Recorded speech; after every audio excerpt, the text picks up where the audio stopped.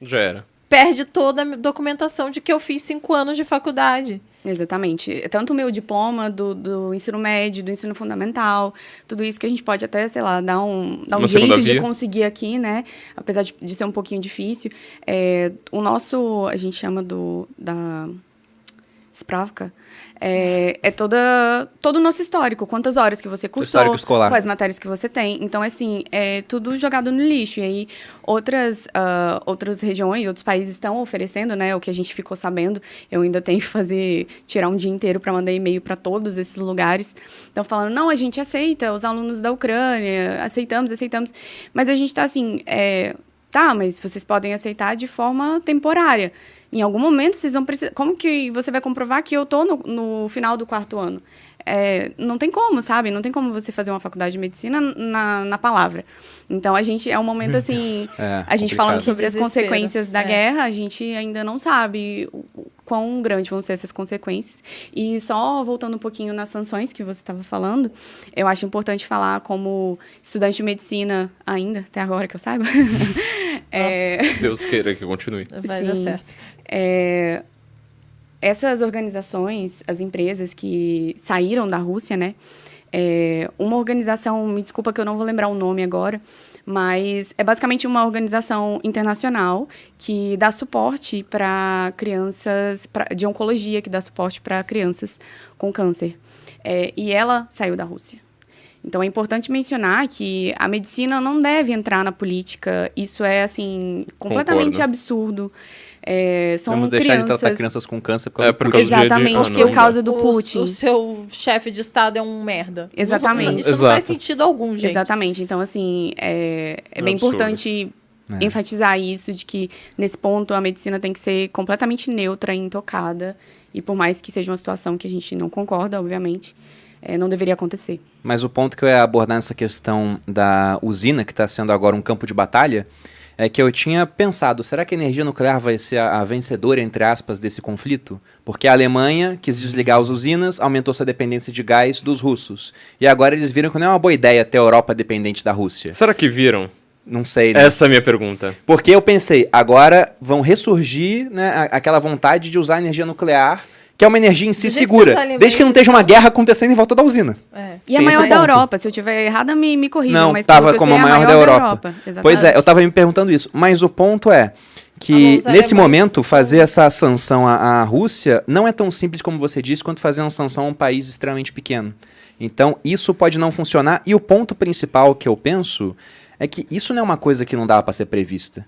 Todo mundo sabia que uma hora teríamos sanções econômicas desse calibre. Então, duvido muito que o Putin, quando olhou aquilo, pensou, caramba, estou surpreso, agora eles passaram da dose.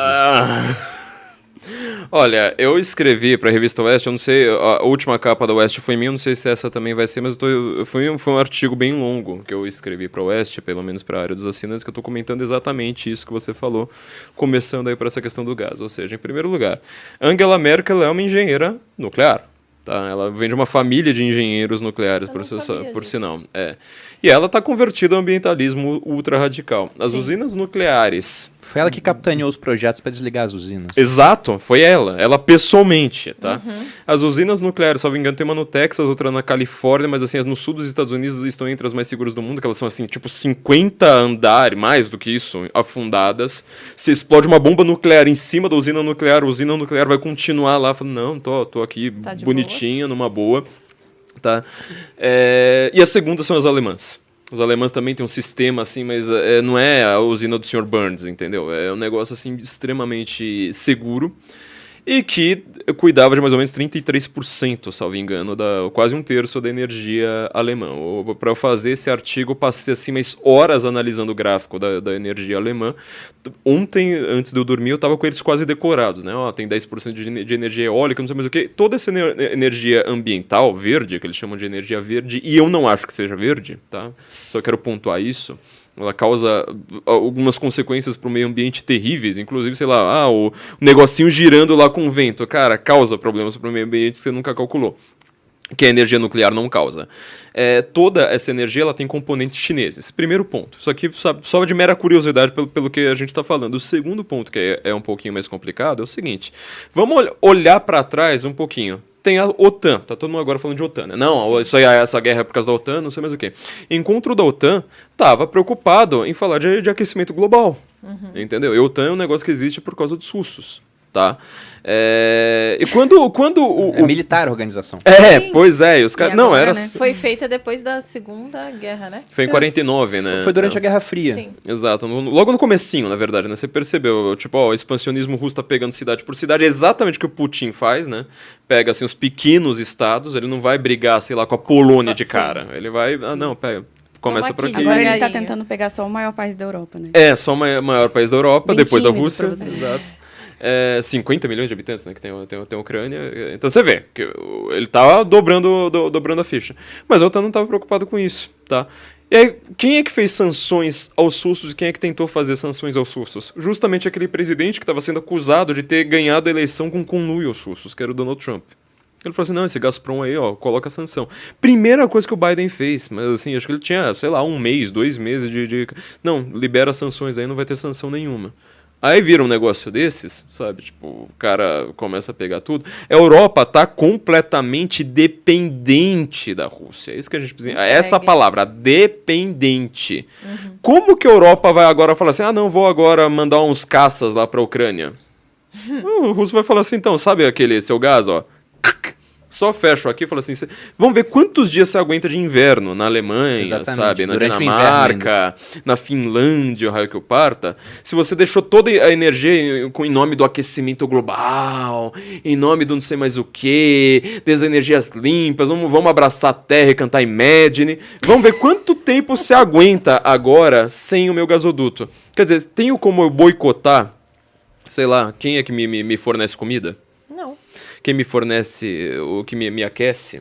Então, vocês estão entendendo essa guerra agora. Não, só pegando um dado aqui, esse dado é do ano de 2020, era o mais recente disponível, sobre o quanto países europeus dependem do gás da Rússia. Macedônia do Norte, que é um país que quase ninguém conhece, né? 100%. Finlândia, que foi falado aqui.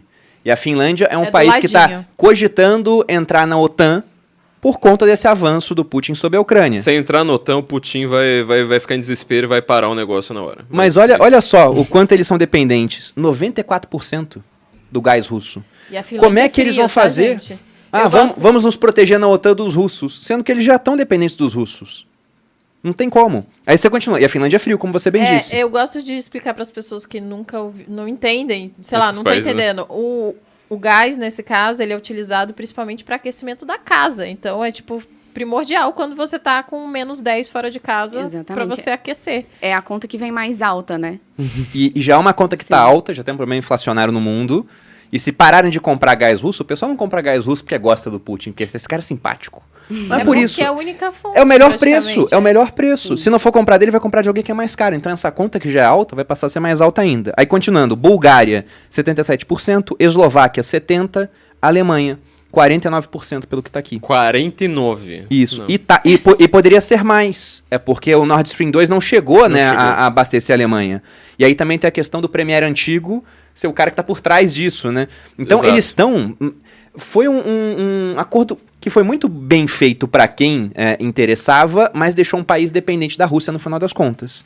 Itália, 46%, a Polônia, 40% e a França, 24%.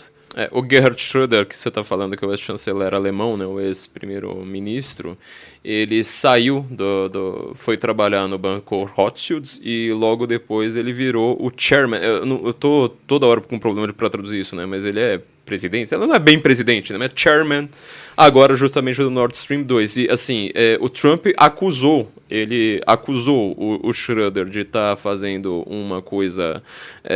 falou assim, isso aqui é conflito de interesses, não é? E a primeira pessoa, o primeiro líder europeu falou assim, não cortem laços com a China, foi o Schröder. Eu acho que alguém tinha visto isso aí acontecendo lá atrás. O Schröder agora está sendo boicotado por clubes alemães que tinham dado para ele título de torcedor, não sei o que. O Borussia está banindo, outros estão banindo, por conta desse alinhamento que ele tem com a figura do Vladimir Putin. E um outro ponto nessa questão de um sistema de pagamento capitaneado pela China junto à Rússia. Uma coisa era tentar fazer isso nos anos 90, nos anos 2000, quando os Estados Unidos eram o principal parceiro comercial de todo mundo. Agora, qual é o principal parceiro comercial do Brasil? China. Você vai fazer a mesma coisa. O paralelo que você fez é interessante, né? Porque assim, vamos supor, os Estados Unidos começam a fazer um boicote ao Brasil fazendo a mesma coisa. Vou te tirar do sistema SWIFT, não sei mais o que. Vai acontecer isso, ou seja, a gente não tem mais Apple, não tem mais Google, não tem mais... Quem é que vai entrar no lugar?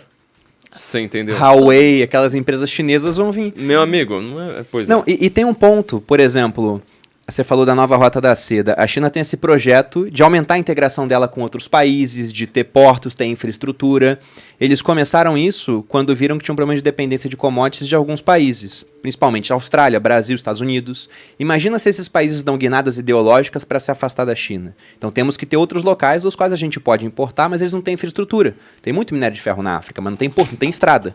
Então vamos construir porto, vamos construir estrada. E empresta para eles pegam esse dinheiro emprestado chinês, contratam empresas chinesas, constroem infraestrutura, e se não pagar, eles tomam aquilo como garantia no final das contas. Zâmbia, Etiópia, Congo, tudo chinês, tá? Inclusive o cara que tá lá na OMS hoje discursando, que ele é etíope, né? É etíope. Etíope. Por que ele tá lá? É um lobby chinês falando assim, eu comprei a Etiópia. A Etiópia praticamente... Não tem uma empresa na Etiópia hoje que não é praticamente chinesa. Tá e aí a gente chega num ponto. Essa guinada ideológica até aconteceu aqui no Brasil. Mas o Bolsonaro, por mais que não goste da China, não tem como falar. Não vamos mais fazer comércio com a China. Não tem, é impossível. A gente vende 30% do que a gente produz pra China. Vai fazer como? Vamos vender mais pro Paraguai. Não dá. Então é 1% a mais. Vender mais pros Estados Unidos. Não dá. Porque eles têm bilhões de pessoas lá. Então hoje eles estão muito mais preparados realmente para criar um tipo de sistema de liquidação internacional que não envolva o dólar. Esse é um ponto. Mas agora pensando... Nessa parte deu pra ver que o Putin, ele deveria estar preparado. Agora pensando